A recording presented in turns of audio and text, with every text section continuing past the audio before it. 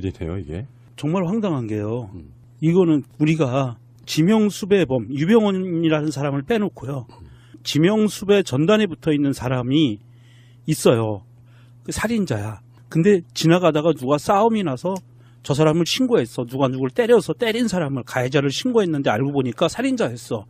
그런 경우에도 보상금 지급을 안 해준다는 얘기잖아요. 예전에는 다 그런 케이스에 케이스 바이 케이스로 해서 보상금 지급을 해준 걸로 알고 있거든요. 그리고 그 수배범인지 모르고 잡았다가 나중에 그 사람인지 밝혀진 경우 그러면 경찰도 1계급 특진한다든지 이런 케이스들이 있었어요. 그런데 왜 이 사건은 유독 이렇게 법원까지 나서서 안 줘도 된다라고 이야기를 하는지 조금 이해가 안 되네요. 되게 유치한 추론은 유병헌이 아니었기 때문에. 아, 그러면 간단하다. 그러면 맞는데. 밖으로 내놓고는 이야기를 못하고 유병헌 아닌데 왜 돈을 주니 아깝게. 거기까지는 제가 생각을 못했습니다. 법원의 판단도 상식적이진 않죠. 경찰 입장에서는 뭐 어떤 이유가 됐건 주기 싫은 거고요. 근데 진짜 중요한 건요. 그 패소한 것이 중요한 게 아니라 이거는 뭐 사실 뭐 지어적 지혈인 거고 당시 세월호에서 노트북이 발견되던 날 세월호와 국정원의 연관성에 의심되는 비밀 보고서가 발견됐고 발표하기로 한 그날 유병헌 아들 유대균이 체포됐다는 소식이 들려옵니다. 그러면서 정표원이나 이런 언론들은 유대균에게 포커스를 맞추죠. 사실 유대균이 무슨 죄가 있어? 지금 생각해보면. 아버지 잘 둔 죄. 5시 기자회견하는 그 시간에 유대균이 잡혔다는 거. 압송하는 장면이 생방송되고 있고 세월호에서 발견한 노트북이 국정원과 연관성이 있다는 발표는 묻힙니다. 그런 날이었다. 이런 거죠. 이게 더 중요한 거죠. 사실은 우리들 입장에서 보면. 예, 그게 더 중요하죠. 유대균 체포 과정도 우리가 굉장히 의심이 많았었잖아요. 뭐 상식적이지 않게 도피 생활을 했고 상식적이지 않게 그거를 잡았고 그 엘리베이터 앞에서 그 여자 같이 잡혔던 여자분들 웃으면서 서로 얘기하고 그랬었잖아요. 그게 영상에 보여서 그게 좀 이상했는데 너무 이렇게 타이밍이 참 잘 맞았죠. 그 후로 유대균은 실형을 살았나요? 살고 나왔어요. 네. 살고 나왔는데 그게 뭐 처음에는 뭐 이렇게 구상권 청구를 해서 뭐 재산을 압류를 한다 뭐 얘기가 나왔었는데 그건 이제 유병헌이고 얘는 이제 유병헌이 아니기 때문에 그냥 신문을 한번 보니 그냥 그대로 잘 살고 있는 것 같아요. 보통 이제 이런 경우는 세월호랑 아주 무관하게 무슨 업무상 횡령, 뭐 배임 이런 걸로 걸어요. 네. 그 다음에 실형살게 만드는데 이제 확실해지는 것 중에 하나는 그런 것 같습니다. 뭔가 그걸 컨트롤하는 세력이 일단 유병헌 악인 만들기 위해서 모든 국민이 유병헌 추적 드라마를 만들고 세월호 사건의 진짜 핵심들은 다 비켜나가는 방식. 그러니까 좀 전에 나왔던 시신 발견자에 대해서 포상금을 못 주겠다고 하는 것은 우리 사실 그런 의혹을 갖고 있잖아요. 거기서 발견된 건 키나 몰라 봐도 유병헌일 수 없다. 경찰이나 권력 핵심부에서는 그걸 밝히지 못하지만 유병헌이 아니기 때문에 못 주는 거죠. 농담이 아니라. 저는 짜고 신고를 한 분이 아닐까 생각을 그때 의심을 잠깐 했었었는데 소송을 한 거 보니까 짜신 건 아니신가 봐요, 이분이. 그것까지도 짜지 않았을까? 저 짜고 유병헌이라고 신고를 한 거 아닐까 좀 그 생각했었는데. 짜고 했는데 틀어졌나? 돈을 안 주니까 승질나서 틀어졌나? 소송을 했는데 졌다. 아니면 소송해서 지는 것까지 짰다. 어디까지가 맞는 거예요? 그러고 보니까 믿을 사람 하나도 없죠. 정말 화가 나네. 이게 만약에 범국민적으로요. JTBC 일부가 그런 걸 보도하지 않고 전 언론들이 국정원이 세월호 실소유주의인 것처럼 보이는 노트북이 나왔다. 그 당시 그 분위기를 탔다면 어떻게 됐을까요? 그때는 안 그래도 국정원이 의심을 예를 들어서 세월호 침몰이 원인이 뭐 대선을 묻기 위해서 아니면은 그 15일 날 왜 남재준 국정원장이 서울시 간첩 조작에 얘가 걸려서 사과를 했었잖아요. 그게 막 대대적으로 컸었는데 세월호가 그 다음날 침몰을 하는 바람에 국정원이 묻혔어요. 예, 그래서 안 그래도 이것저것 이슈가 참 많았죠. 그때 당시에 부정대선하고 뭐 국정원하고 이런 것들이 많아서 이걸 좀 묻으려고 하지 않았을까라는 의심을 한참 하고 있을 때예요. 그러면 국정원 고게 노트북이 나온 거나 아니면 그 CCTV가 제대로 부각이 됐다라고 하면 예, 그 좀 밝히라는 여론이 좀 더 셌겠죠. 그리고 지금 국정원 적폐청산 TF에서도 뭐 세월호 연관성을 찾고 있다 그러는데 이게 낱낱이 밝혀졌으면 좋겠어요. 저는 문재인 대통령을 믿지만 이런 거 있잖아요. 국가를 운영하는 쪽에 어떤 실무적 핵심을 갖고 있는 사람들은 너무 어마어마한 사건은 사실 국가적 파장을 고려해가지고 덮는 경우도 있어요. 그게 대표적인 칼기 폭파 사건이에요. 아, 네. 민주정권이 들어섰지만 당시 이종찬 국정원장 이분이 이 사건에 대해서 대선 전에는 국정원, 당시 국정원이 아니죠. 그때는 안기부의 조작일 가능성이 높다. 이렇게까지 했다가 막상 국정원장 되니까 유야무야 덮었어요. 너무 어마어마한 사건이었던 거죠. 그런 방식으로 진행하면 안 된다는 말씀을 꼭 한번 드려보고 싶어요. 국정원이 단 한 번도 개혁이 된 적이 없어요. 그냥 이름만 바뀌었잖아요. 김대중 대통령께서 취임을 하시고 개혁을 하려고 하셨다가 그냥 묻었어요. 이름만 그냥 바꾸셨죠. 근데 국정원처럼 계속 끊임없이 이런 일을 저지르는 집단은 TF를 만들어서 살짝살짝 이렇게 모양을 바꿀 게 아니고 한번 이렇게 훅 뒤집어 줘야 되거든요. 그렇죠. 예, 그리고 이제 그거를 역사에 남겨야 돼요. 예, 이렇게 해서 권력에 열심히 충성을 하면 이런 일을 당하니 너희들 뒤에 이런 일을 하면 너희들 뒤에 더 이상 봐줄 사람이 없다. 라는 것 때문에 뭐 권력이 바뀌어서 예, 충성을 하라고 얘기를 해도 거기에 대해서 좀 버틸 수 있는 여력을 좀 만들어줘야 되는데 이거를 그냥 TF 만들어서 적당히 묻을 거 묻고 100% 공개를 할 거라고 생각하는 국민들이 어디 있겠어요. 근데 이런 집단들은 이렇게 살짝살짝 건드려주면 안 되거든요. 예, 이건 개혁이 아니잖아요. 예, 그냥 뭐 인사조치 정도? 예. 강력한 처벌이죠. 네. 중형. 예. 만약에 말이에요.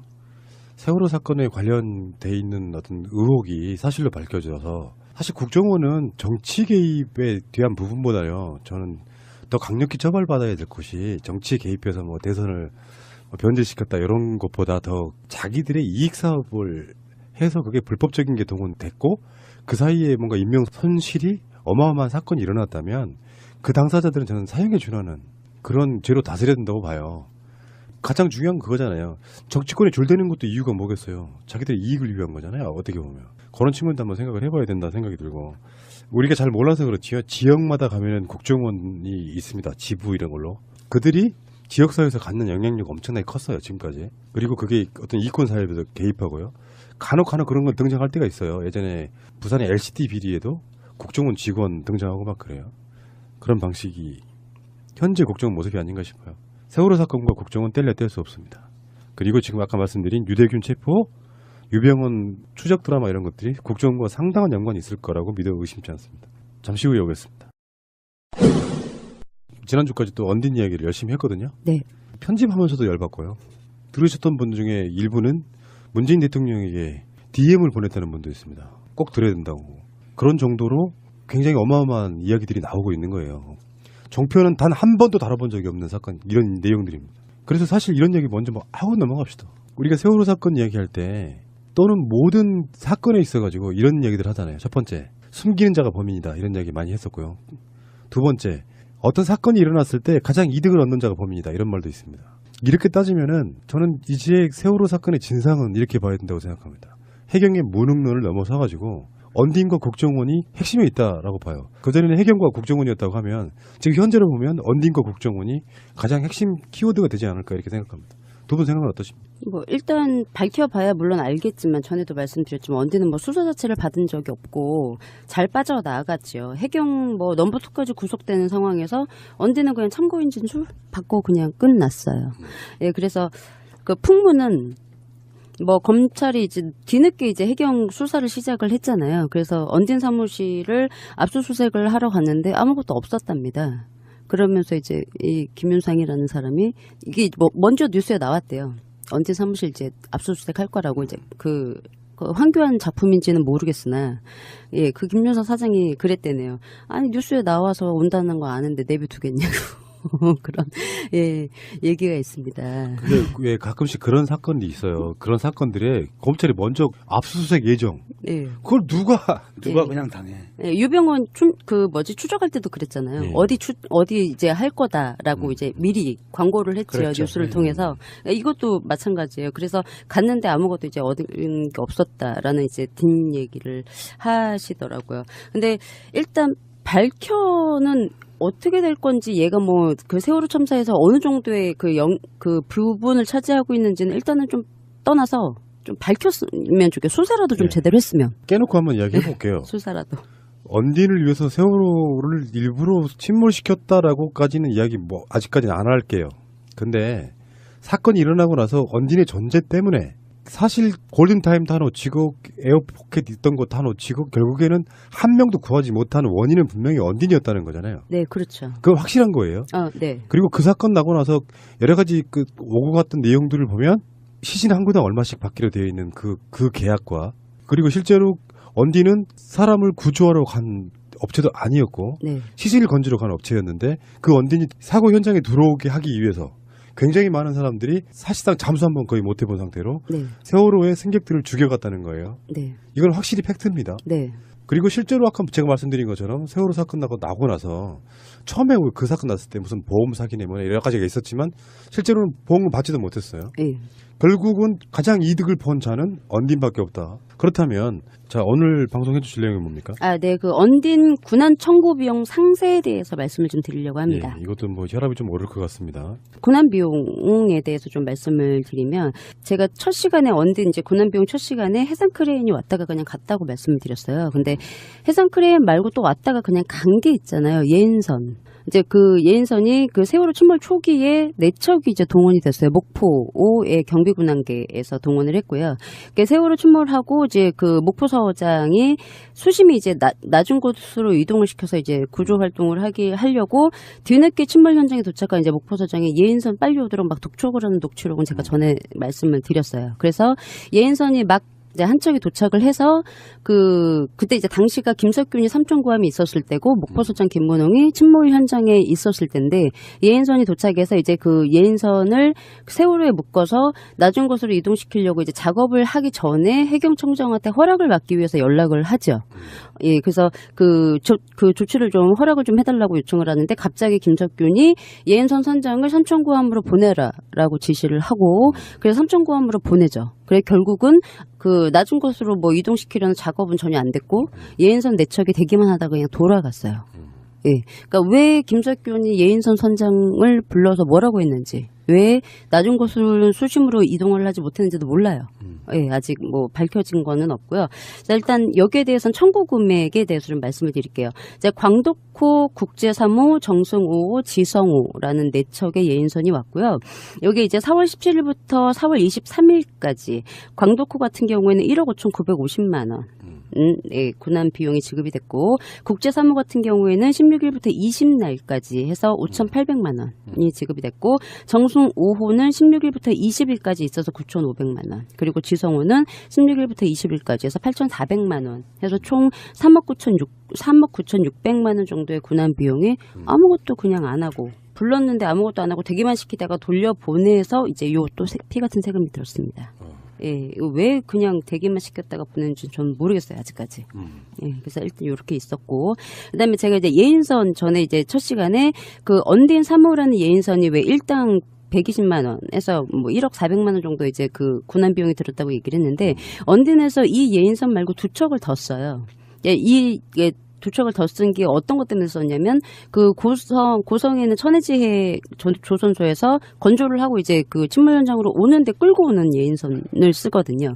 근데 요거는 이제 우선 그 37 신흥호라는 예인선이 있는데 이거를 88일 사용을 했다고 했어요. 근데 이제 이거는 일단가는 명시가 되어 있지 않고 총 그냥 청구 금액만 여기에 이제 청구 금액 안에는 선원수당 유류비 포함해서 1억 8,300만 원.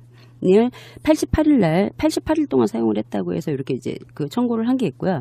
근데 문제는 리베로가 그 진수식을 했을 당시에 공정률이 한 75% 정도였어요. 그러니까 추락을 할 수가 없는 상태였죠. 근데 이제 갑자기 세월호가 이제 침몰하고 나서 급하게 5일 동안 열심히 더 이제 작업을 해서 한 18% 정도 더 이제 공정을 진행을 해요. 근데 이제 결국은 세월호 그 침몰 현장으로 출동했을 당시에 93% 정도 공정률이 된 상태에서 이제 출발을 하게 되는데 문제는 오다가 고장이 나요. 얘가 발전기 이 문제가 있어서 고장이 나요. 그래서 그거를 이제 또 천혜지 조선소에 있는 직원들이 그 고장 난 데까지 또 가서 또 수리를 하고 거기다가 이제 그때 제가 뭐 여러분도 아시겠지만 해경이 계속 독촉을 해요. 문자로 언제 오시냐고 계속 빨리 와야 된다고 가족들이 왜냐하면 빨리 이제 뭐 바지선을 설치를 하라고 하니 그래서 계속 독촉을 해요. 그러니까 이 그 김윤상이 바지선 예인선 한 척으로는 속도가 나지 않아서 예인선을 또 한 척을 불러요. 그래서 33호 신흥호라는 예인선을 한 척을 더 부르죠. 그래서 요 예인선 6일 사용했다고 해서 1,980만 원을 지급을 해요. 예, 그래서 총 예인선으로 해서 군안 비용 신청한 게 3억 500만 네, 신청을 했죠. 근데 뭐 다 아시겠지만 이거는 드릴 필요가 없는 우리 세금이죠. 네, 바지선 있었으니까 주위에. 그래서 그 최상한 차장의 그 서면 진술 내용을 좀 말씀을 드리면, 검찰에서는 세월호 침몰 당일과 달리 4월 22일은 리베로를 투입할 시급성이 없다고 보는 타나, 예, 당시 리베로 투입이 시급한 상황이었다고. 예, 근데 리베로 투입이 시급한 상황이 아니고 바지선 투입이 시급한 상황이었죠. 예, 근데 그러네 진짜. 예, 바지선 투입이 시급했지 리베로는 시급하지 않았어요. 그게 뭐든 간에. 예, 얘는 무조건 리베로를 이제 어. 얘기를 하니까. 예. 그래서 리베로를 투입해야 되는 시급한 상황이었고, 리베로는 그 가능성에서 다른 바지선과 비교할 수 없는 우위에 있는 배였다고. 예, 특히 4월 20날 같은 경우에는 왜 그 실종자 가족분들이 이제 그 생존해서 구해지는 사람이 없으니 왜 그 진도에서 청와대로 가시겠다고 해서 진도대교 넘으셨던 일이 있으셨잖아요. 맞아요. 네, 그런 일도 있었고, 그 총리가 빨리 이제 그 구조 작업이 진행이 안 되는 부분에서 질책이 있었던 부분을 이제 감안을 했을 때 효과적인 구조 작업을 위해서 한시빨리 현장에 투입해야 할 상황이었습니다라고 얘기를 했어요. 진술서에서. 이 말은 가족분들이 분노가 폭발하고, 예, 총리가 질책을 했음에도 아랑곳하지 않고 리베로 바지선만 투입을 하려고 노력했다는 말이 되죠. 예, 근데 이제 이렇게 했다는 얘기고, 그 김윤상이 오는 동안에 이제 그 문자를 주고받은 게, 김 사장에게 그 문자를 주고받은 그 행위에 대해서 김 사장에게 최대한 빨리 올 것을 재촉했고, 언딘 김 사장은 최대한 빨리 오기 위해 노력하고 있다는 점과, 도착 후 세팅 시간을 줄여서라도 최대한 빨리 구조 작업에 돌입하겠다는 내용의 문자를 주고받았습니다. 라고 진술서에 썼는데, 이건 뭐 저희가 아이고 감사합니다 해야 되나요? 세팅 시간을 줄여서라도 최대한 빨리 구조 작업에 돌입하겠다고 했으니, 그러니까 그거예요. 자기든 빨리 구조 활동을 위해서 빨리 동원하려고 노력을 했고, 김윤상도 구조 활동을 빨리 하려고 바지선을 빨리 가지고 오려고 노력을 했다는 거잖아요.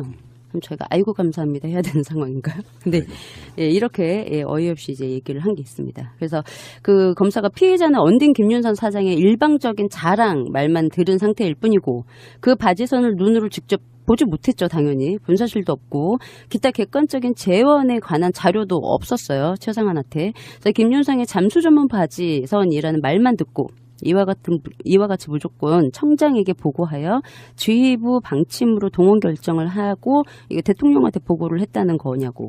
그러니까 최상한이 현장 지휘부나 전문가들이 보고 아니다 싶으면 철수시키는 거고요. 그렇게 얘기를 해요. 사람이 죽든지 말든지 상관없어요. 리베로를 불렀는데 아니다 싶으면 보내겠죠. 그거죠. 네, 그러면서 당시 워낙 긴급한 상황을 고려할 때 당시에 바지 2개를 비교 분석하거나 그럴 경황이 없었대요. 그래서 잠수 전문 바지라는 것이 제일 중요한 점을 얘기를 하면서 감압 챔버라든지 잠수 장비, 예를 들면 컴프레셔가 필요하고, 일반적으로 훅가 장비나 CCTV 장착 헬멧, 침선 위에 바지선을 정확히 가져다 이제 놔야 수직으로 내려갈 수 있어서 필요한 위치에 정확히 고정할 수 있는 부분이 중요하다고, 이게 이제 디지피스를 얘기를 하는 것 같아요. 그래서 그런 점에서 언딘 리베로가 성능을 발휘한 것으로 저는 그렇게 알고 있습니다. 그러니까 잘 수행이 됐다는 얘기죠. 침몰 현장에서. 이런 이제 기능이 있어서 가져왔던 거라고 계속 이제 얘기를 합니다. 근데 그 뭐 잘 아시겠지만 서면 진술서에서도 계속 그렇게 써놔요. 리베로는 뭐 위성 GDPS, 고효율의 윈치 등, 윈치 저번 시간에 제가 없다라고 얘기했죠. 근데 윈치 등 최신 장비를 이용해서 강조류에도 침몰선과 바지선 간의 이동 오차가 1m 이내로 유지할 수 있어 잠수사가 수심이 깊지만 하잠줄을 잡고 수직으로 내려갈 수 있어 작업의 효율성을 높일 수 있었습니다. 그 외에 표면 공급식 잠수 장비, 훅과 다이빙 풀페이스, CCTV 장착 헬멧 장비는 넓은 객실을 수색할 때 이중 수색 방지로 잠수 효율을 높일 수 있었습니다. 라고 제출한 자료가 있습니다. 그러니까 이중 수색 방지로 잠수 효율성을 높일 수 있었습니다. 라고 얘기를 하는데, 그래서 그 열심히 수색해서 클리어한 객실에서 시신 계속 나왔죠. 지금 현재. 예, 그랬습니다. 그러니까 그 마지막에 저희가 수색 작업이 종료되기 전에 발견했던 황지연 양도 한 10번인가 수색했다 그랬어요. 그 지역을. 그리고 이제 클리어를 했는데 거기서 나왔잖아요. 근데 이중 수색 방지를 위해서 작업이 효율적이었다고. 근데 이 내용을 보면 GDPS 또 어차피 포함 윈치 내용만 빼면 이거 보령호랑 기능이 똑같아요. 이거 뭐 모르시는 분은 와 엄청나게 잘 만들어 놨구나라고 얘기를 하시겠지만 똑같습니다. 근데 이제 이렇게 뭔가 대단한 것처럼 이렇게 얘기를 진술서상에 이제 해놓은 게 있어서 제가 이제 말씀을 드렸던 거고요. 이제 방금 말씀을 드렸던 것처럼 최상화는 리베로를 동원 결정을 할 당시 리베로 재원을 알지 못했어요. 이 뭐 GDPS 뭐 챔버 이거는 나중에 알았던 거고요. 그냥 김윤상 얘기만 듣고 그냥 동원을 한 거예요. 얘가 뭐 기능이 좋아서 동원한 게 아니고. 예. 실제로 이제 다른 진술에 보면 나와요. 자기는 몰랐다고. 그냥 동원한 거죠. 김윤상 배라서. 예. 그래서 얘기해요. 뭐 이렇게 다른 뭐 보령호가 그러니까 보령호나 리베로나 바지선은 위에 있는 뭐 챔버나 이런 기능이 아니고 고정 능력이 얼마나 강하느냐에 따라서 그게 좋고 나쁘고가 결정이 된대요. 예. 그러니까 앵커를 박았을 때 얼마나 고정이 되느냐. 근데 제가 이제 전 시간에 진술 얘기 드렸지만 리베로보다 보령호가 더 고정이 잘 됐다고 얘기를 했죠. 그러면 보령호가 더 기능이 좋은 거예요. 그래서 검사가 물어봐요. 그러면은 리베로 빼고 보령호를 하기로 결정을 해야 되는 거 아니냐. 그러니까는 최상환이 그래요. 당시에는 보령호에 대해서는 저희는 관심도 없었다고. 네, 관심도 없었다고 하면서 깜짝 놀래요. 아, 누가 보령호가 뛰어나다고 하냐면서 천만의 말씀이라고. 저희는 지금도 리베로가 더 뛰어나다고 생각한다고 그렇게 진술을 했습니다. 그리고 이제 김병로 본청 수색 내적 과장의 재판 과정에서 진술 내용을 봐도 다른 바지는 확인을 안 해봤다고. 그냥 리베로만 그냥 붙잡고 했었던 거죠. 다른 바지는 알아보지도 않았다고 진술했어요. 그러니까 해경은 리베로 이제 그 지휘부가 가져오기로 못을 딱 박았고 그 밑에 부하들은 뭐 해양항만청이나 해수부나 열심히 이제 리베로를 가지고 올 수 있는 방법에 대해서 이제 여기저기 알아보고 논의하고 이제 그거를 했다는 거죠. 다른 바지선은 알아보지 않았어요. 그래서 일단 요렇게 해서 유능한 바지선인지도 모르고 동원을 한 거죠. 예, 근데 이렇게 얘기를 하고 있는 거고 해경에서 작성한 문서 중에서 언딘사 다이빙 바지 참고 자료라는 이제 내용이 있어요. 이게 이제 리베로가 우수해서 우리가 불렀다라는 뭐 그런 변명을 하기 위해서 만들어놓은 자료가 있는데 거기에 대해서 이제 그 세부 장비를 좀 제가 말씀을 드리면 혼합기체 시스템이라고 해서 통제실 컨테이너에 이제 잠수사에게 호흡 매체를 공급. 잠수사와 감독관 간의 통신 및 공기 두절 같은 긴급 상황 시 호흡이 가능하도록 조치가 가능하고, 그다음에 헬멧, 그 기존에 슈퍼라이프 17 뭐 기능이 있었나 봐요. 그런 헬멧보다 더 진보된 잠수 헬멧을 자기들이 보유하고 있다고. 그래서 혼합 기체 잠수에서 사용하고 산업 잠수에서도 많이 사용하는 헬멧이고, 그다음에 그 맥스 가스 판넬이라고 해서 이게 가스 혼합기예요. 3인용 혼합 기체로 해서 잠수하더라도 이제 그 혼합 기체를 이제 복합으로 섞어서 그 공기를 그 지원을 하고 깊은 잠수를 할 수 있게, 그리고 체류 시간을 더 이제 그 길게 늘릴 수 있는 그런 이제 기능이 있는 기계가 있다라고 얘기를 하고, 또 이제 그 챔버라고 해서 4명의 사람이 들어갈 수 있는 장치, 그리고 몸속에 뭐 질소를 배출할 수 있는 요게 이제 그 2개가 있다고 얘기했잖아요. 그리고 고압 압축기, 여기 이제 자연 상태 인간이 호흡하는 공기를 말 그대로 공기 압축기예요. 이제 이게 있다고 얘기를 했고, 그다음에 공기 압축기를 저장할 수 있는 탱크, 공기통, 그리고 기타 장구로는 제가 이제 첫 번째 시간에 말씀드렸던 것처럼 잠수 수색 시 호흡 기체, 그러니까 강화 호수, 수심 확인 호수, 통신 케이블, 여기 들어있는 움베리컬, 그 표면 공급식 위에 이제 꽂았던 호수 있잖아요. 말씀드렸던 거, 그 군안 비용으로 구입했다는. 요거가 리베로의 기능에 있다고 좀 적어놨어요. 그리고 그 LARDRS라고 해서 제가 그 잠수 이동 시스템 3억 주고 구입했다는 그거 있잖아요. 그것도 원래 리베로에 있는 것처럼 이렇게 적어놨습니다. 그래서 제가 그 장비랑 그 군안 이제 혹시 또 구입한 게 없나 좀 확인을 해봤어요. 그래서 이제 해경이 뛰어나다고 말한 리베로 장비에 대해서 이제 그 통신 컨테이너 같은 경우에는 이거는 뭐 기본적으로 표면 공급식 잠수 장비를 다루는 바지선 위에서는 뭐 어느 회사든 다 하는 거예요. 특별히 얘만 있는 건 아니고. 근데 요거 통실 컨테이너에 대해서 사용료를 청구한 게 있어요. 이게 이제 기계실 사용료라고 해서 그 4월 19일부터 7월 10일까지 83일을 사용했는데 얘가 일단가가 121만 4천 원이라네요. 그래서 총 청구 금액이 1억 70만 원 정도 청구를 했고요. 근데 방금 얘가 그 뭐 고압 압축기라고 있다고 했잖아요. 자기네 그 바지선 위에. 근데 이 공기 압축기를 임차를 했어요. 그래서 그 임차 비용이 1,540만 원. 요거 이제 그 군안 비용으로 냈고요. 그러니까 공기압축기가 얘네는 원래 없었죠. 여기는 이제 원래 기능이 있는 것처럼 적어놨으나 요거 이제 임차했고요.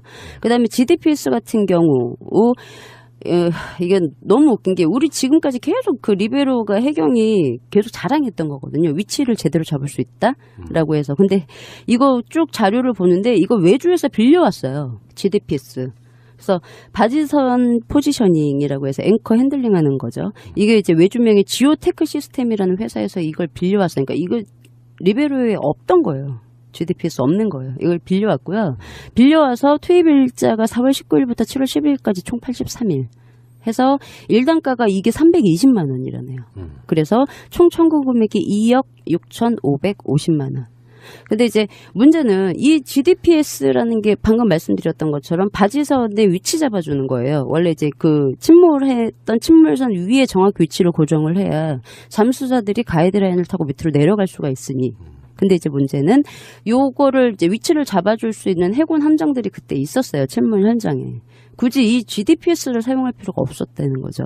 위치, 그러니까는 스캔할 수 있는, 쏘나 쏴서 스캔할 수 있는 것도 다 배들이 근처에 있었어요. 큰 대형 선박이 아니더라도 GDPS 필요 없었는데 이거를 굳이 빌려서 1단가 3억 20만 원으로 우리 세금이 또 2억 6,500만 원이 또 지급이 됐어요. 이거 리베로에 없는 거였는데 빌려온 거죠. 이것도 뻥이라는 얘기예요. 이것도 없었던 기능이고 챔버 2대 이용했다고 했는데 리베로 5 위에 챔버가 3개가 있었어요. 하나는 언딘 거, 하나는 해군 거, 하나는 유성 개발에서 빌려온 거. 원래는 하나밖에 없었다는 얘기고, 근데 요걸 이제 그 2개 유성 개발에서 이제 까지 해서 2개를 신청했어요. 해군 거는 신청 안 하고. 그래서 제가 그때 말씀드렸던 것처럼 1억 5,770만 원, 83일 이용했다고 해서 요거를 이제 그 군안 비용으로 청구를 했고, 챔버 운송료 뭐 실어 왔으니까 운송을 했겠죠. 요것도 22만 원 또 별도로 또 꼼꼼하게 청구를 했어요. 근데 요거 이제 그 챔버를 제작하시는 분이나 아니면은 이런 분한테 좀 그 진술을 받았어요, 검찰이. 그래서 그러니까 챔버가 하루 임대료가 보통 얼마 정도 하냐고. 그러니까 하루 임대는 하지 않고 월 단위로 한 500만 원 정도 한다고. 그리고 이제 연 단위로 하면 매월 200만 원 정도로 해서 한 2,000에서 2,500만 원 정도 한다네요. 예, 그리고 이제 보통은 5에서 7인용이라고. 근데 지금 그 언딘이 지금 말한 그 챔버는 4인용이에요. 5에서 7인용 정도 하는 게, 제작을 하게 되면은 1억 5천에서 6천만 원 선이고, 그 한 달 정도 이제 그 임대를 하게 되면 500만 원 정도, 하는 겁니다. 근데 지금 언딘이 쓰는 것보다 더 큰 챔버임에도 불구하고 한 달에 임대료가 500만 원이래요. 근데 얘네들은 지금 한 83일 정도 썼죠. 한 3달 썼어요. 예, 1억 5,700만 원을 신청해서 이제 받았습니다. 그리고 이제 표면 공급식, 그리고 후가 다이빙 장비라고 해서 요거는 이제 그 구입했던 내역은 없고 사용하는 이제 단가를 좀 말씀을 드리면, 그 표면 공급식 잠수 장비가 19일부터 7월 10일까지 83일 18세트를 투입을 했대요. 그래서 1단가가 20만 9천 원 해서 총 청구 금액이 6,900만 원. 그리고 그 헬멧, 그리고 슈퍼라이트 27 헬멧이 이제 6개 풀페이스 그 마스크를 이렇게 완전히 쓰고 가는 헬멧인데, 그거 이제 19일부터 7월 10일까지 해서 83일 1단가가 이게 60만 8천 원 이래네요. 그래서 총 청구 금액이 3억 2,800만 원.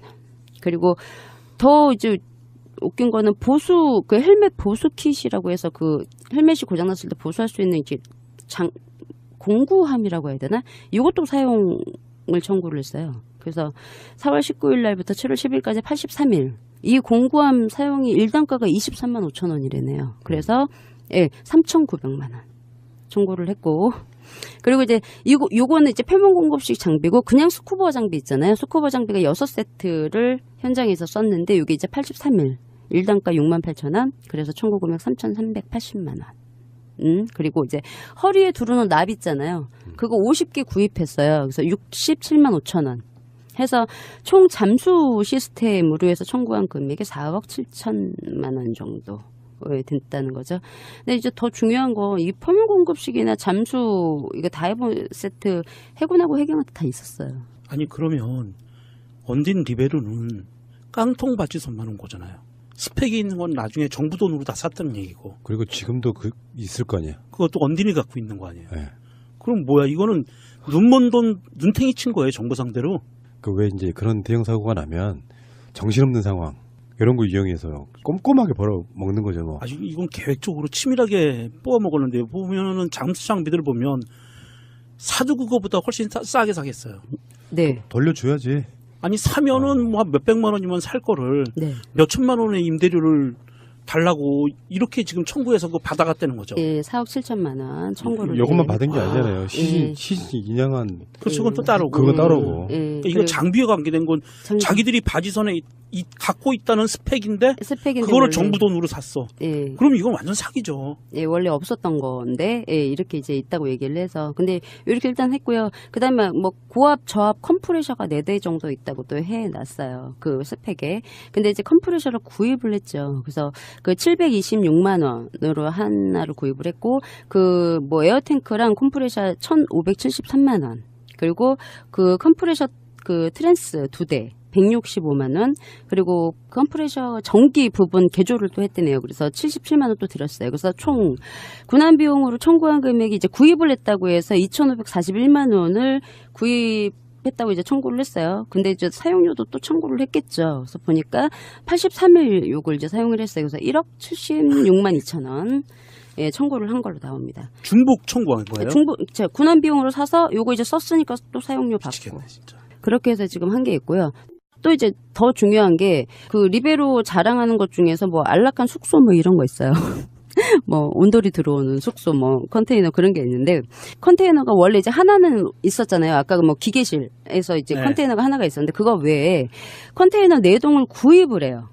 여기 이제 전기 온돌 컨테이너 3개. 그리고 일반 컨테이너 1동 해서 총 4동을 구입을 하는데 요 구입가가 1,232만 원이고요.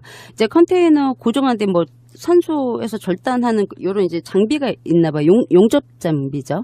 그래서 하나는 뭐 19일부터 7월 10일까지 이걸 83일 뭘 컨테이너에 용접할 게 많았다고 일단 83일을 사용했다고 해서 일단가 34,000원 해서 282만 2천원 청구를 했고 또 하나의 용접비는 83일 똑같이 사용해서 이거는 20만 3천원 일단가가 그래서 2,618만 원 청구를 했어요. 그리고 근데 이제 요거 이제 컨테이너 구입을 한 거잖아요. 군안 비용으로. 그러니까 원래 컨테이너가 없었다는 얘기예요.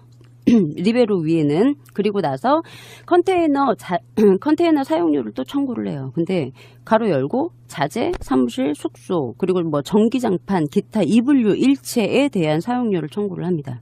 이게 이제 4월 21일부터 7월 10일까지 81일. 1단가 94,000원으로 해서 총 그 3천만 40만 원 정도. 예, 요 정도 청구를 하는데 문제는 이불도 구입을 해요. 이제 이불 사용했다고 방금 나오잖아요. 근데 이불도 57만 원 정도 구입을 해서 청구를 했고요. 그리고 송월 타월, 수건 18만 원 정도 또 산 게 있고, 기타 이제 필수품, 생필품 같은 거 구매 내역이 이제 이제 생필품이라고 있는 항목은 많은데 그 내용에 뭐 어떤 게 들어있는지는 내역이 확인이 안 돼서 일단 요렇게만 적어놨는데, 요렇게 이불도 사고 뭐 타월도 사고 했는데 이거를 다 이불류 일체까지 해서 사용료를 청구를 했어요. 근데 이제 더 웃긴 건 숙박료를 청구를 해요. 숙박료요? 예, 숙박료. 여관업으로 했어요? 뭐, 그래서 숙박료 인당이라고 해서 화장실, 샤워실, 세탁, 취사, 침실, 창고, 자재 보관실 해서 70인 기준으로. 70인 기준이면 여기 언딘 직원도 포함된 거예요. 70인 기준으로 해서 청구를 했는데 이게 인당 단가가 2만 원. 하루에요? 예, 머릿수 한 명당 2만 원씩 계산해서 140만 원. 87일 해서 총 청구 금액이 1억 2,180만 원. 예, 숙박료. 숙박료요? 그러니까 이거는 불법인데요? 컨테이너 사용료 따로, 숙박료 따로. 그 숙박업 허가를 안 냈을 거 아니에요? 할 수 있는 모든 건 다 했구만. 예, 야, 너무했다. 예. 그렇게 해서 이렇게 이제 청구를 한 내역이 있고요. 그다음에 뭐 35톤 윈치 4조 있다고 했는데 그거 없다는 거는 전에 말씀드렸는데, 그 앵커 체인은 원래 이제 그 세월호가 초장할 당시에 앵커는 이제 4군데는 달려 있었는데 요거를 이제 자재를 또 구입을 해요. 이걸 왜 구입했는지는 잘 모르겠는데 일단 앵커 체인 40 뭐 8mm 중고로 구입을 한 게 5천만 원어치를 구입을 했고요. 앵커 체인을 이게 100mm구나 4천만 원어치를 또 구입을 했어요. 그리고 이거 관련돼서 기타 부속 구입한 총 금액이 6,830만 원 정도가 되죠. 그래서 앵커와 부속 재료 총 구입비가 1억 5,830만 원 정도 구입을 해요. 근데 이거는 요거를 보니까 이제 리베로를 고정을 시키려고 구입을 한 앵커는 아니고 세월호 이제 인양하려고 인양하는데 쓰려고 앵커를 미리 구입을 해놓은 게 아닌가 제 생각엔 그래요. 그래서 요렇게 이제 했습니다. 그래서 제가 이제 뭐 일단 살짝 옆길로 좀 새서 말씀을 드리면 제가 그 텔방에 보내드린 사진이 있어요. 그 리베로랑 보령호 사진을 좀 한번 봐주세요. 그 언닌 직원이 가족분들한테 이제 얘기를 해서 예, 보령호는 높이가 높아서 오르락내리락 하기 힘들다. 예, 리베로는 낮아서 오르락내리락 하기가 편하다. 건현이라고 하거든요. 그거를 예, 한번 봐주시겠어요? 뭐 차이가 있나요? 리베로가 더 높은데요. 오히려 그러니까 리베로가 그렇죠. 만제시의 홀수선이라 잠기면 보령호보다 살짝 낮아지고요. 예. 현재 사진상에서 보면은 리베로가 더 높은데요. 네, 차이가 없죠. 네, 어쩌군요. 되게 힘들게 올라오시죠. 이렇게 높아요. 예, 그 사다리가 그냥 힘들게.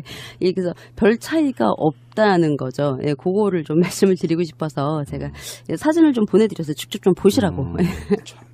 예, 차이가 없었고 또 하나가 이제 기타 장비라고 해서 작업하는데 필요한 장비가 있었어요. 그러니까 그 거리나 아니면은 뭐 쇠줄 같은 거 이런 게 있었는데 요 작업 장비도 또 청구를 또 따로 했어요. 그래서 4월 19일부터 이것도 7월 10일까지 해서 이제 83일을 사용했는데 이 작업 장비가 1단가가 81만 원이래요. 그래서 이게 총 청구 금액이 6,700만 원 정도 이제 청구를 했고요. 요거 이외에 이거는 이제 작업 장비잖아요. 작업 장비. 근데 작업 공구가 또 있어요. 예, 풀 패키지 세트라고 해서 작업 공구가 있는데 이것도 또 이제 그 신청을 했어요. 그래서 4월 19일부터 7월 10일까지 83일. 그래서 1단가가 요거 이제 작업 공구 풀 세트가 23만 5천 원이라네요. 1단가가. 그래서 청구 금액이 1,950만 원. 예, 신청을 했고요. 그 다음에 이제 그 침몰 현장에 도착해서 그 조명 구입을 이제 해요. 뭐 69만 원어치 사고 82만 원어치 사고 뭐 13만 원어치 사고 이렇게 조명 구입을 한 150만 원 정도를 합니다. 요건 뭐 야간에 잠수 활동할 때 비쳤던 그런 조명이고 당연히 이건 뭐 리베로에 설치가 돼 있겠죠. 예, 그리고 그 리프트백을 4개를 투입을 했대요. 리프트백 저는 본 적이 없는데 이거 어디에 썼는지 모르겠어요. 그 5톤 미만의 에어백, 리프트백을 4개를 이제 그 19일부터 그 7월 10일까지 83일간 썼다네요. 이거를. 리프트백을요? 네. 리프트백이라고 하는 거는 가라앉아 있는 걸 들어 올릴 때 쓰는 거잖아요. 그렇죠. 풍선처럼 생긴 건데 네, 저는 바람 집어넣어서. 예, 못 봤어요. 근데 4개를 일단 투입을 했다네요. 그래서 1단가가 이게 53,000원 해서 총 청구 금액이 1,759만 원. 청구를 했고요. 그 다음에 제가 사진 하나 또 보내드린 게 있어요. 그 타이어 붙어 있는 동그란 거. 네. 보이시죠? 그게 요코하마 펜터라는 거예요. 그 보시면 아시겠지만 선박 접안용이나 네. 선박 충돌을 서로 이제 흡수를 하거나 그걸 이제 방지하는 거거든요. 그거를 이제 2개를 사용을 했다고 해서 근데 이건 참 사용료를 참 청구한 이거 그거잖아요. 아까 그 보령호 보시면 사진 글쎄 없으시겠구나. 왜 배 옆에 접안했을 때 충격 흡수하라고 타이어 걸어놓죠. 예. 그거 지금 대신 이거 썼다는 거예요. 그러니까 보령호 사진 보면 네. 옆에 그 바지선하고 사이에 그 타이어가 들어가 있죠. 있거든요. 네, 서로 보통 부딪히지 말라고. 예, 어선에도 타이어 붙여요. 있죠. 예. 네. 그거 지금 그걸로 사용하는 게 이 요코하마 펜터라는 건데 이거를 썼다고 예, 신청을 또 했어요. 근데 실제 쓴 건 사진으로 찍힌 게 있어요? 예, 있죠. 예, 달려 있는 거는 있어요. 사진은 있는데 제가 그건 안 보내드렸는데, 근데 이거까지 신청을 했다는 게 좀 참 이해가 안 돼요. 옆에 그러니까 타이어 붙여놨다는 거잖아요. 그거를 그러니까 그거를 두 개 사용했다고, 예, 2개 사용해서 이걸 이제 19일부터 5월 31일까지 이거는 43일 동안 썼대요. 그래서 이게 1단가가 10만 1,000원. 그리고 운송료가 14만 원. 이걸 이제 들고 침몰 현장까지 와서 총 청구 금액이 880만 원인데 이거 요코하마 펜터 제가 실제 가격 보니까 한 개 가격도 한 100만 원 정도 해요. 찾아보니까. 참나. 엄청 뽑아먹구나. 진짜. 예. 이거 그냥 배 옆에 타이어 달아놨다고 해서 청구한 거잖아요. 그렇죠. 예, 그래서 이걸 왜 청구를 했는지 참. 그래서 일단 청구를 했습니다. 그 청구가 국가한테 한 거죠. 그렇죠. 국가한테. 그게 이해가 안 되네. 이건 인양한 게 아니니까. 그러면은 보세요. 그 해운사인 청해진 해운이 자기네 군할업체로 선정했기 때문에 온 사람들이 언딘이잖아요. 예, 그렇죠. 그래서 다른 사람들은 들어오지도 못하게 한 상황인 거잖아요. 근데 왜 청구는 국가에 한대요? 나 그거 이해 안 됩니다. 인양을 포기했으니까요. 그거는 이제 그 보험료 관련돼서 또 이제 설명을 드려야 네. 되는데 그때 이제 추가로 제가 말씀을 드릴 거고요. 그다음에 그 제가 또 사진 보내드렸어요.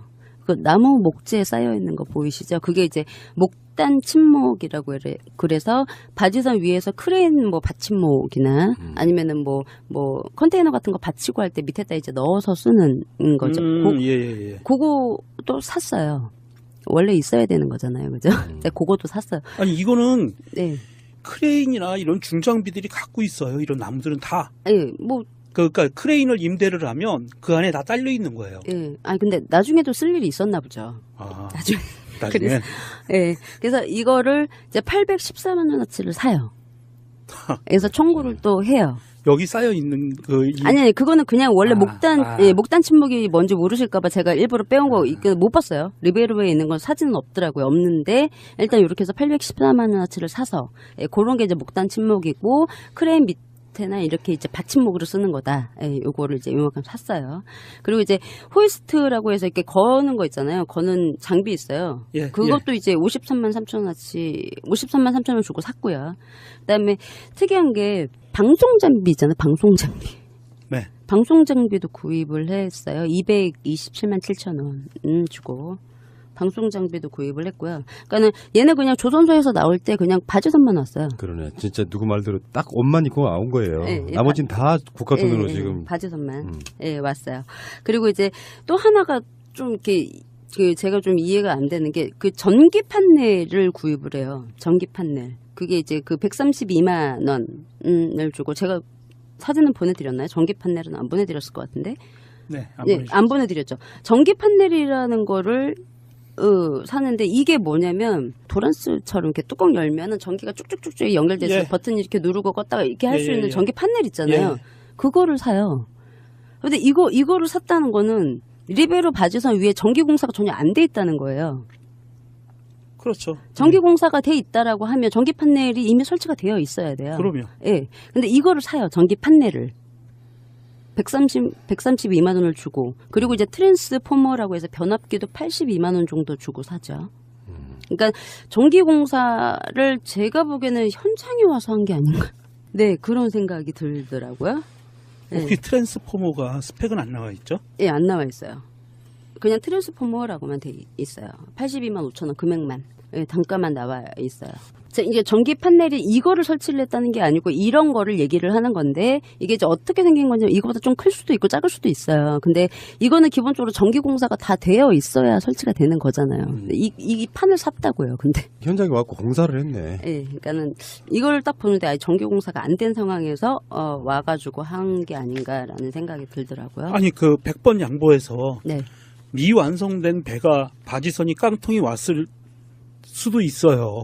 그런데 그러면 그 언딘 리베로 스펙에서 그런 미완성된 부분들은 빠져 있었어야죠. 그러면 얘기할 게 없겠죠. 그렇죠. 근데 왜 스펙엔 들어가 있고 그거를 완성 안 됐다고 정부 돈으로 그걸 만들었다. 예. 그 진짜 중요한 문제는 이 사람들이 뭐 돈을 뭐 어떤 명목으로 얼마나 뜯어갔느냐도 중요하지만 결국은 그러다가 골든타임 다 놓쳤다는 거예요. 네, 그렇죠. 놓쳤죠. 그렇죠. 예. 그러니까 지금 해경이 쭉 자랑하는 뭐 챔버, DGPS, 뭐 잠수사, 뭐 이렇게 이동 장비 다 원래 없었던 거고 처음에 이제 침몰 현장이 왔을 때는 컨테이너 하나 있었던 거예요. 통지실 컨테이너라고 얘기한 거. 그리고 뭐 그 후가 장비나 그런 거 다 외부에서 이제 가지고 온 거고. 예. 예. 근데 보령호보다 굉장히 뭐 우수한 그렇게 얘기를 하죠. 해경들이. 그래서 요건 이제 모르시는 분들이 많으실 거예요. 원래 깡통이었구나 이거 모르시는 분들이 많을 텐데 말씀을 드리는 거예요. 원래 아무것도 없이 왔어요. 그냥. 이거 언제 한번 털어야 되겠는데요? 지금 털고 있잖아요. 아니 경찰이. 국가 권력이 검사가. 네. 수사를 안 받았다고 하니까 이게 좀 무시무시합니다. 지금. 그래서 그리고 이제 특이한 게 그 해상이 이제 무전기 사용하는데 이것도 8대를 구입을 했어요. 320만 원 주고. 이제 무전기를 구입을 했는데 이제 좀 특이한 게 그 배마다 VHF 그 교신 통신기 있단 말이에요. 예. 이거 사용료를 청구를 했어요. 예? 83일 사용을 했고 이 VHF 교신 사용을 하는 게 1단가가 16만 5천 원 해서 총 청구 금액 1,369만 원. 라디오 그 VHF 교신기조차도 이제 지금 신고를 했고요. 그다음에 수중 랜턴 산 것도 불. 네. 예, 그거 이제 380만 원어치 산 거 신청을 했고 모터가 이거 무슨 모터인지는 안 나와요. 그냥 모터 64만 원 이렇게 써 있어서 쌌고 그다음에 그 식당이 거기 리베로의 잠수사분들이 식사를 제대로 못 하셨다고 얘기하셨잖아요. 그게 네. 이제 리베로 바지선의 식당이 다 만들어지지 않고 그냥 와서 드실 수가 없었던 거예요. 보령호에는 식당까지 다 있었죠. 예, 설비가 다 돼 있었어요. 주무시는 곳하고 식당까지 다. 그래서 식사를 만들어 드실 수 있었는데 리베로는 식당이 제대로 만들어지지 않았기 때문에 식사를 못 하셨거든요. 그때 뭐 밖에서 뻗어진 도시락 사다가 먹고 맞아요. 컵라면 먹고 그랬잖아요. 네, 맞아요. 예, 그래서 이제 그것 때문에 이제 완성이 제대로 안 돼서 식사를 이제 제대로 못 드셨는데 바지선 집기류에 대해서 이제 구매를 한 걸 보면 그릇을 14만 원어치를 샀어요. 그리고 중고 주방 집기 220만 원.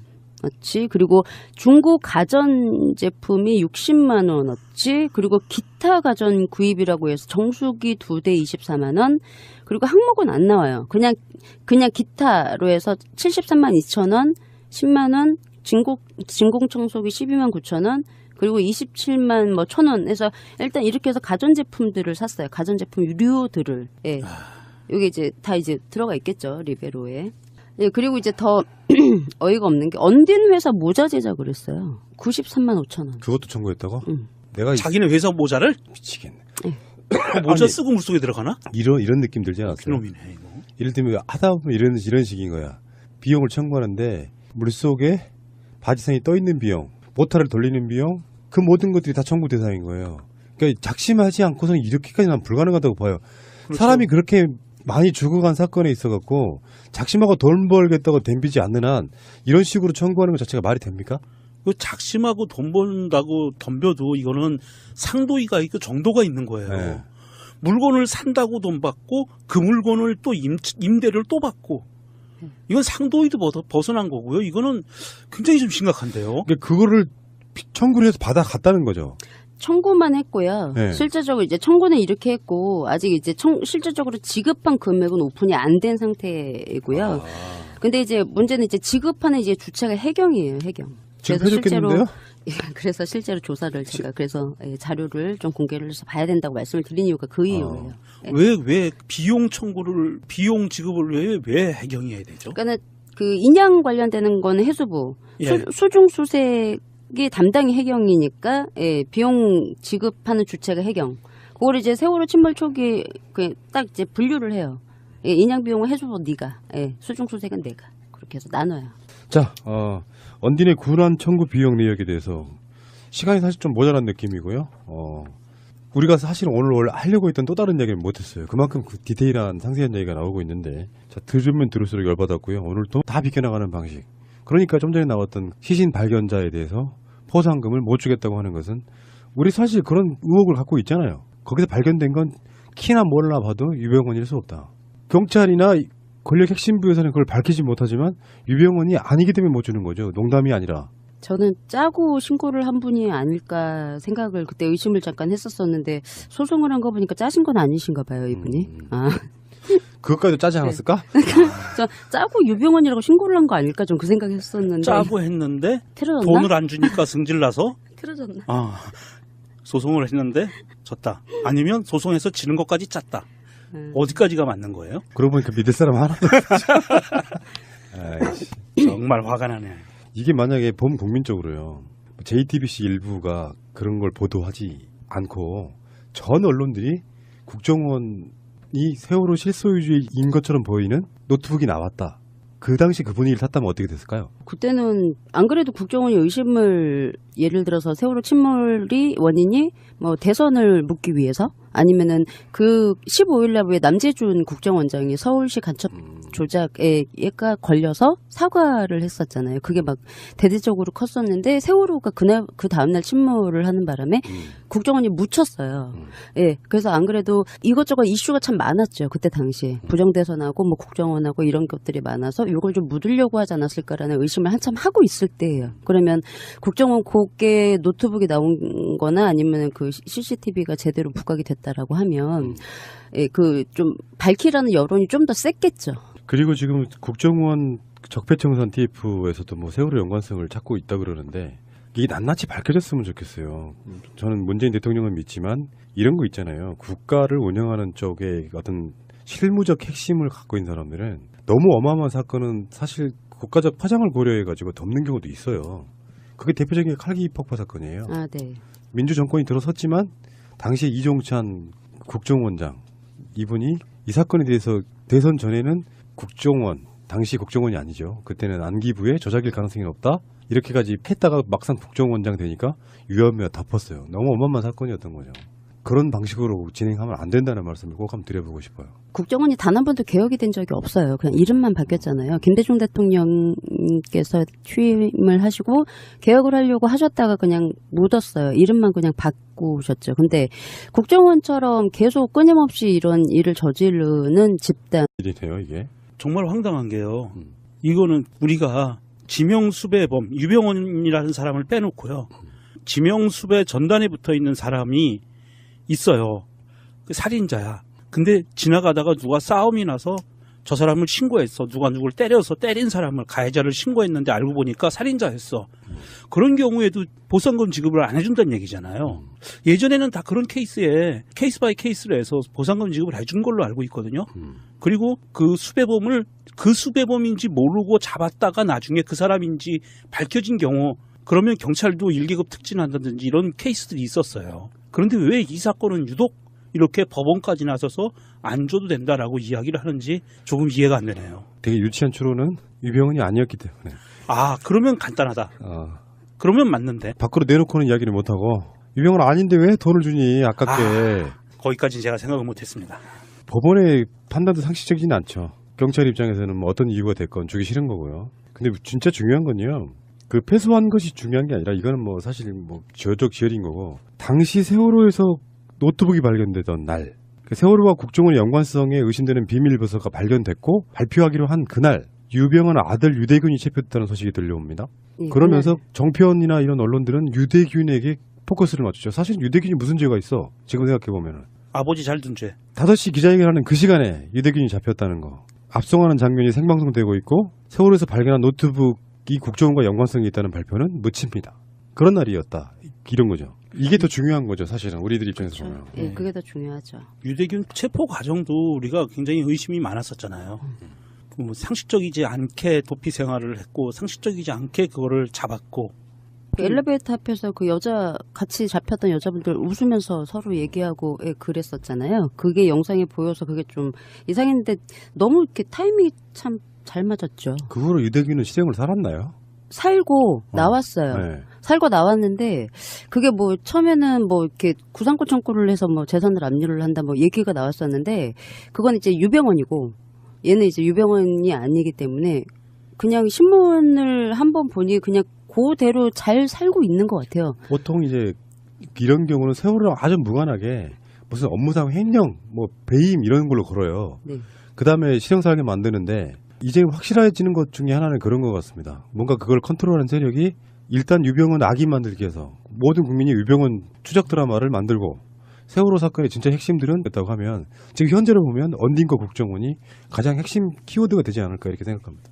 두 분 생각은 어떠십니까? 뭐 일단 밝혀봐야 물론 알겠지만 전에도 말씀드렸지만 언디는 뭐 수사 자체를 받은 적이 없고 잘 빠져나갔죠. 해경 뭐 넘버2까지 구속되는 상황에서 언디는 그냥 참고인 진술 받고 그냥 끝났어요. 예, 그래서 그 풍문은 뭐 검찰이 이제 뒤늦게 이제 해경 수사를 시작을 했잖아요. 그래서 언딘 사무실을 압수수색을 하러 갔는데 아무것도 없었답니다. 그러면서 이제 이 김윤상이라는 사람이 이게 뭐 먼저 뉴스에 나왔대요. 언제 사무실 이제 압수수색 할 거라고 이제 그 황교안 작품인지는 모르겠으나 예, 그 김윤상 사장이 그랬대네요. 아니 뉴스에 나와서 온다는 거 아는데 내비두겠냐고. 그런 예, 얘기가 있습니다. 근데 왜 가끔씩 그런 사건이 있어요. 그런 사건들에 검찰이 먼저 압수수색 예정. 예. 그걸 누가 누가 예. 그냥 당해. 예, 유병원 추적할 때도 그랬잖아요. 예. 어디 이제 할 거다라고 이제 미리 광고를 했지요. 그랬죠. 뉴스를 예. 통해서. 이것도 마찬가지예요. 그래서 갔는데 아무것도 이제 얻은 게 없었다라는 이제 뒷얘기를 하시더라고요. 근데 일단 밝혀는 어떻게 될 건지 얘가 뭐 그 세월호 참사에서 어느 정도의 그 부분을 차지하고 있는지는 일단은 좀 떠나서 좀 밝혔으면 좋겠어요. 수사라도 좀 예. 제대로 했으면. 깨놓고 한번 이야기해 볼게요. 수사라도. 언딘을 위해서 세월호를 일부러 침몰시켰다라고까지는 이야기 뭐 아직까지는 안 할게요. 근데 사건이 일어나고 나서 언딘의 존재 때문에 사실 골든타임 다 놓치고 에어포켓 있던 거 다 놓치고 결국에는 한 명도 구하지 못하는 원인은 분명히 언딘이었다는 거잖아요. 네, 그렇죠. 그건 확실한 거예요. 네. 그리고 그 사건 나고 나서 여러 가지 그 오고 갔던 내용들을 보면 시신 한 구당 얼마씩 받기로 되어 있는 그 계약과 그리고 실제로 언딘은 사람을 구조하러 간 업체도 아니었고 네. 시신을 건지러 간 업체였는데 그 언딘이 사고 현장에 들어오게 하기 위해서 굉장히 많은 사람들이 사실상 잠수 한번 거의 못 해본 상태로 네. 세월호의 승객들을 죽여갔다는 거예요. 네. 이건 확실히 팩트입니다. 네. 그리고 실제로 아까 제가 말씀드린 것처럼 세월호 사건 나고 나서 처음에 그 사건 났을 때 무슨 보험 사기네 뭐 여러 가지가 있었지만 실제로는 보험을 받지도 못했어요. 네. 결국은 가장 이득을 본 자는 언딘밖에 없다. 그렇다면 자 오늘 방송해 주실 내용이 뭡니까? 네. 그 언딘 군안 청구 비용 상세에 대해서 말씀을 좀 드리려고 합니다. 예, 이것도 뭐 혈압이 좀 오를 것 같습니다. 군안 비용에 대해서 좀 말씀을 드리면 제가 첫 시간에 언딘 이제 군안 비용 첫 시간에 해상 크레인이 왔다가 그냥 갔다고 말씀을 드렸어요. 근데 해상 크레인 말고 또 왔다가 그냥 간 게 있잖아요. 예인선. 이제 그 예인선이 그 세월호 침몰 초기에 4척이 이제 동원이 됐어요. 목포의 경비군함계에서 동원을 했고요. 세월호 침몰하고 이제 그 목포서장이 수심이 이제 낮은 곳으로 이동을 시켜서 이제 구조 활동을 하려고 뒤늦게 침몰 현장에 도착한 이제 목포서장이 예인선 빨리 오도록 막 독촉을 하는 녹취록은 제가 전에 말씀을 드렸어요. 그래서 예인선이 막 이제 한 척이 도착을 해서 그때 이제 당시가 김석균이 삼천구함이 있었을 때고 목포소장 김문홍이 침몰 현장에 있었을 때인데 예인선이 도착해서 이제 그 예인선을 세월호에 묶어서 낮은 곳으로 이동시키려고 이제 작업을 하기 전에 해경청장한테 허락을 받기 위해서 연락을 하죠. 예, 그래서 그 조치를 좀 허락을 좀 해달라고 요청을 하는데 갑자기 김석균이 예인선 선장을 삼천구함으로 보내라라고 지시를 하고 그래서 삼천구함으로 보내죠. 그래 결국은 그 낮은 곳으로 뭐 이동시키려는 작업은 전혀 안 됐고 예인선 4척이 되기만 하다가 그냥 돌아갔어요. 예, 그러니까 왜 김석균이 예인선 선장을 불러서 뭐라고 했는지, 왜 낮은 곳으로 수심으로 이동을 하지 못했는지도 몰라요. 예, 아직 뭐 밝혀진 거는 없고요. 자, 일단 여기에 대해서는 청구 금액에 대해서 좀 말씀을 드릴게요. 이제 광덕호, 국제3호, 정승5호, 지성호라는 4척의 예인선이 왔고요. 여기 이제 4월 17일부터 4월 23일까지 광덕호 같은 경우에는 1억 5,950만 원. 예, 군안 비용이 지급이 됐고 국제3호 같은 경우에는 16일부터 20날까지 해서 5,800만 원이 지급이 됐고 정승 5호는 16일부터 20일까지 있어서 9,500만 원 그리고 지성호는 16일부터 20일까지 해서 8,400만 원 해서 총 3억 9,600만 원 정도의 군안 비용이 아무것도 그냥 안 하고 불렀는데 아무것도 안 하고 대기만 시키다가 돌려보내서 이제 요 또 피 같은 세금이 들었습니다. 예, 왜 그냥 대기만 시켰다가 보내는지 전 모르겠어요, 아직까지. 예, 그래서 일단 이렇게 있었고. 그 다음에 제가 이제 예인선 전에 이제 첫 시간에 그 언딘 3호라는 예인선이 왜 일당 120만 원에서 뭐 1억 400만 원 정도 이제 그 군안 비용이 들었다고 얘기를 했는데 언딘에서 이 예인선 말고 2척을 더 써요.